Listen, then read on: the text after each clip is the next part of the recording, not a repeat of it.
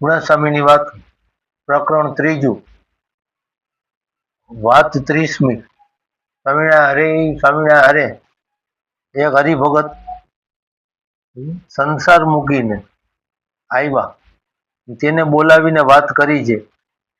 એક કઠિયારો હતો, એ લાકડાના ભારા વેચતો હતો.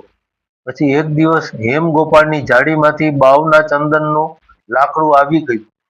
તેને ખબર વિના ચૂલામાં સળગાવ્યું ને તેની સુગંધ કોઈક શાહુકારને આવી.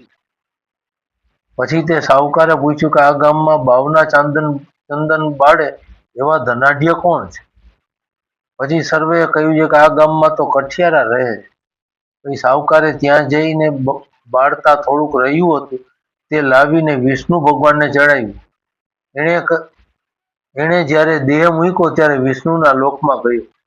એ તો દ્રષ્ટાંત છે, પણ એનો સિદ્ધાંત તો એ છે કે જેમ હેમગોપાળને ઠેકાણે આ ભરતખંડ છે, બાવના ચંદનના ઠેકાણે તો મનુષ્ય દેહ છે, ને તે ખબર વિનાનું સ્ત્રી, દ્રવ્ય, દીકરા, દીકરી, લોક, ભોગ, દેહ ને વિશે બાળી દે છે. તેમ આપણે બાળવું નહીં. આપણે તો અર્થ સાધ્યામી વા દેહ પાત્યામી, અર્થ સાધ્યામી અને દેહ પાત્યામી, એટલે કે આ દેહે કરીને ભગવાનનું નામ લઈ લેવું. દેહ પાતર રૂપ છે, એમ જ કરવું. એમ કહીને બોલ્યા છે કે કોટી જન્મ લગી રગડ અમારી વરુ શંભુ કે રહુ કુમારી.